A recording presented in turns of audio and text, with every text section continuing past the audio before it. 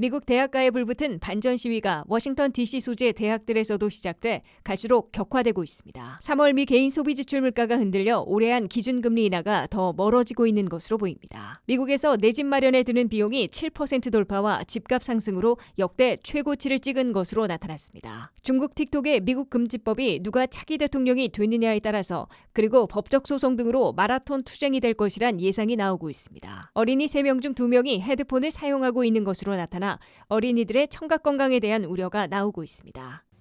시청자 여러분 안녕하십니까? 워싱턴 뉴스 투데이입니다. 미국 대학가에 불붙은 반전 시위가 워싱턴 DC 소재 대학들에서도 시작해 갈수록 확산되며 격화되고 있습니다.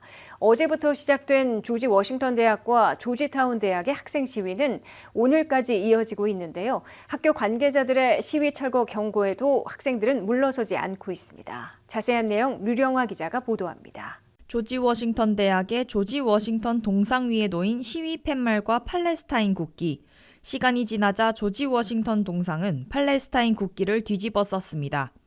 뉴욕, 보스턴, 캘리포니아 등에서 진행되던 미국 대학가 반전 시위가 확산돼 이젠 미국의 수도 워싱턴 DC에서도 프리 팔레스타인이란 구호가 들립니다.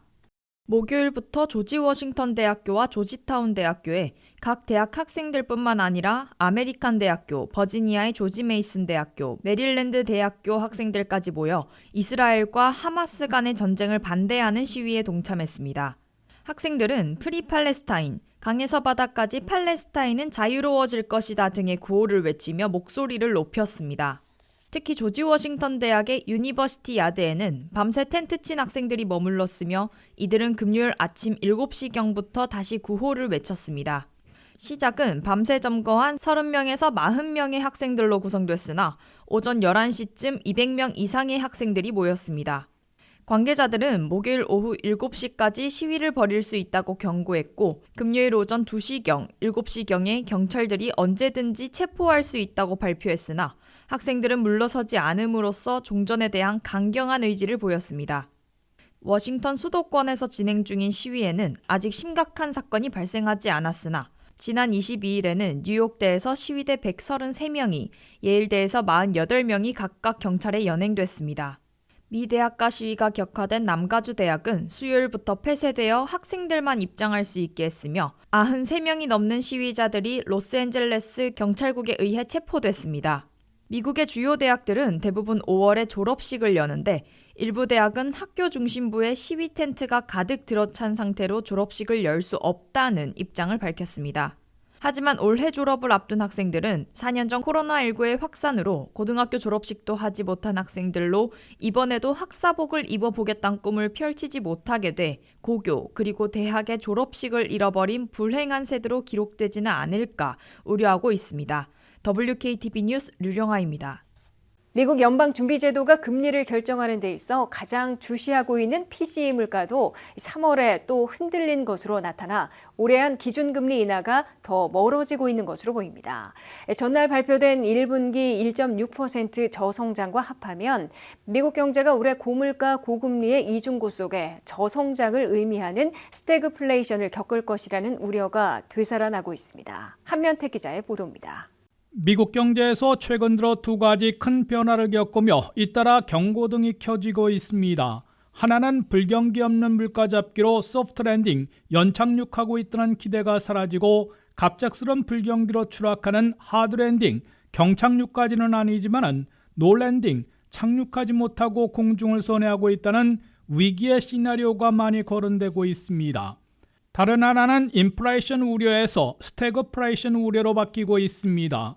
스태그플레이션은 고물가 고금리 속에서도 저성장까지 겪는 상황을 뜻하고 있습니다.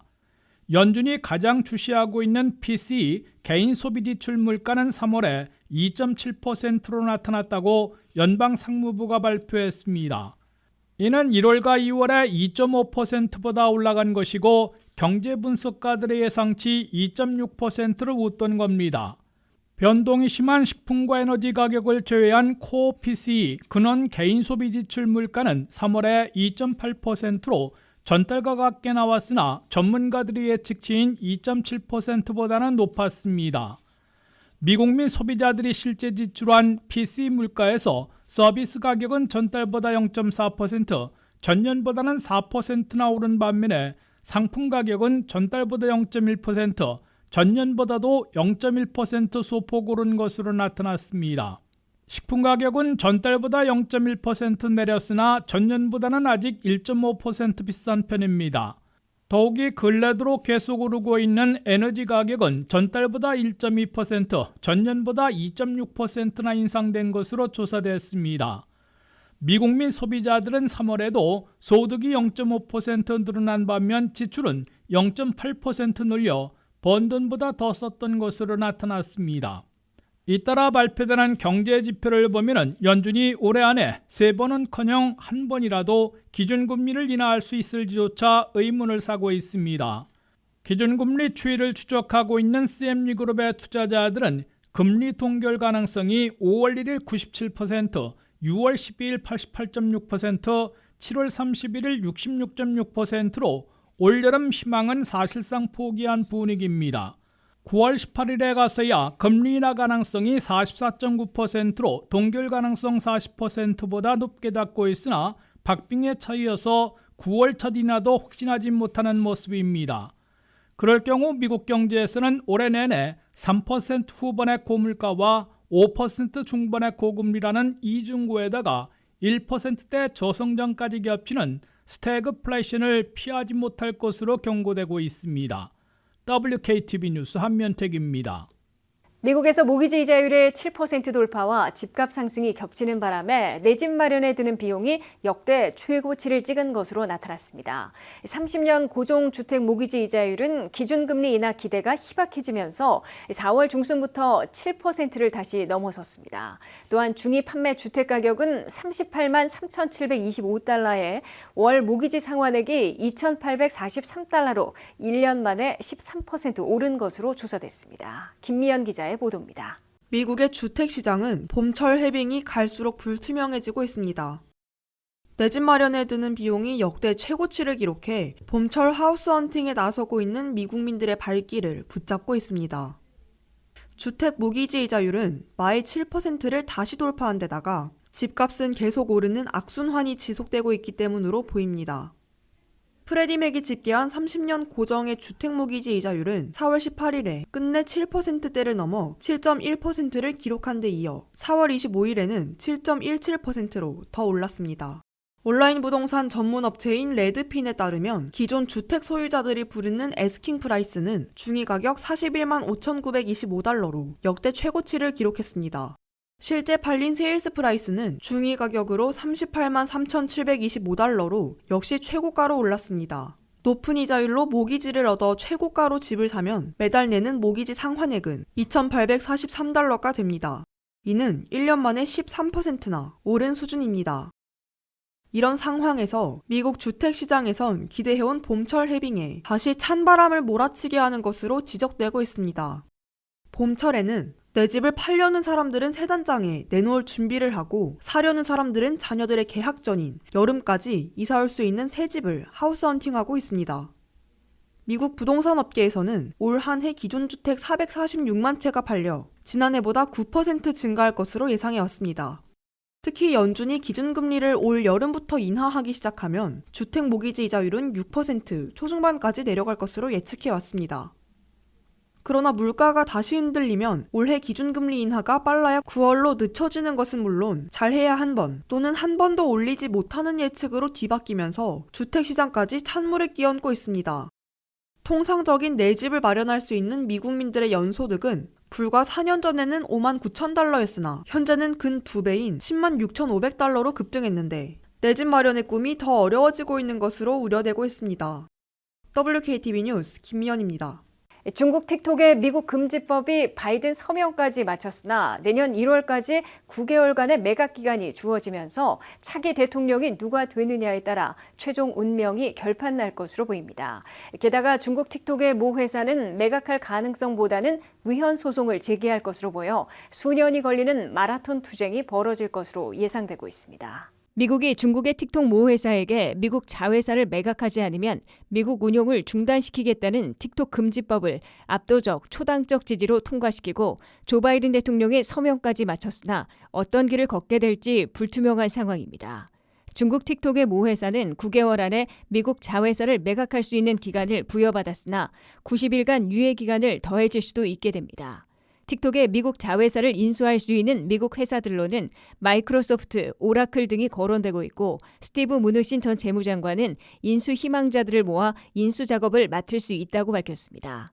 그러나 공교롭게도 중국 틱톡을 미국에서 금지시킬 수 있는 가장 빠른 시일은 2025년 1월로 차기 미국 대통령의 취임과 맞물려 있습니다. 90일간의 유예 기간이 더해지면 내년 4월에 매각 또는 금지 결정이 시행될 것으로 보입니다.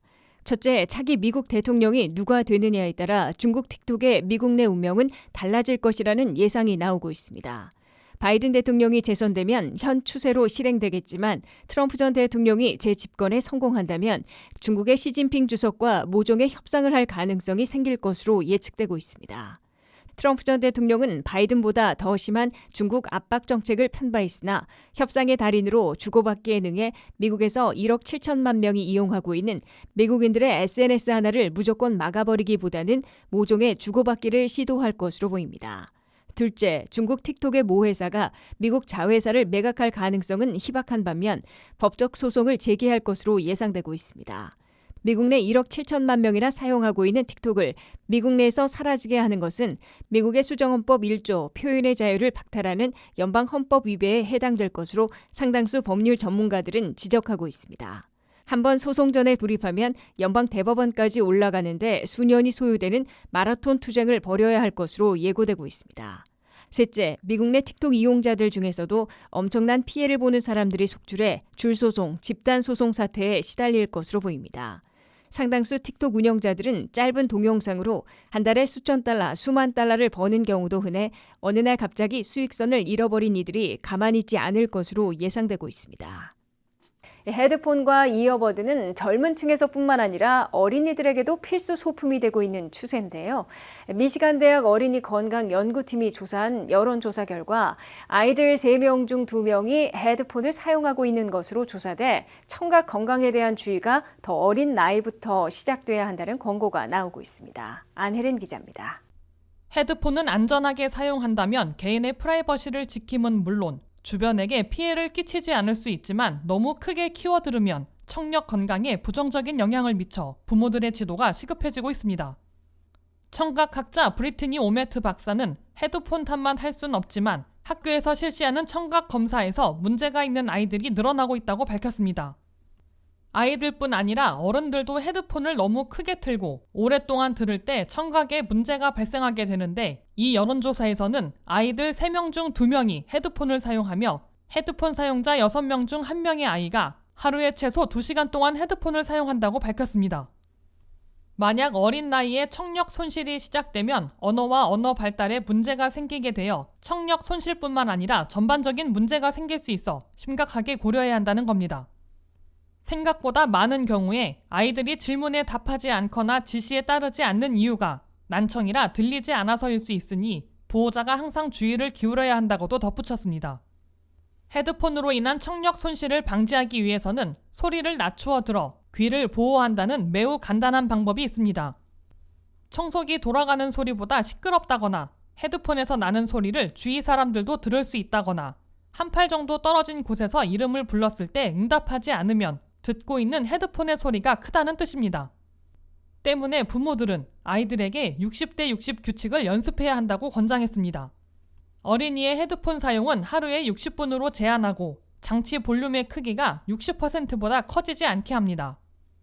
헤드폰 이외에 밴드나 콘서트에서 너무 큰 소리에 노출돼 일시적인 청각 상실, 청각 저하로 병원을 찾는 경우도 꽤 많다며 밴드에서 활동하는 아이들이나 잔디를 깎는 등 큰 소리가 나는 활동에 참여해야 할 경우엔 청력 보호대를 착용하는 것이 좋다고 권고했습니다. 소리가 작게 들리거나 멀리서 들릴 때, 시끄러운 환경에서 타인의 말을 듣기 어려울 때, 전화 통화 시 상대방의 말을 알아듣기 어려울 때, 가족들에게 TV 소리가 크다는 말을 듣거나 대화를 이어가기 어렵고, 아이나 여성과 대화하면 유독 말이 잘 안 들릴 때, 이명, 어지럼증, 귀통증을 느끼게 되면 바로 이비인후과에서 정밀 검사를 받고 조기 치료할 것을 권장하고 있습니다. WKTV 뉴스 안혜린입니다. 이상으로 워싱턴 뉴스투데이를 마치겠습니다. 시청해주신 여러분 고맙습니다.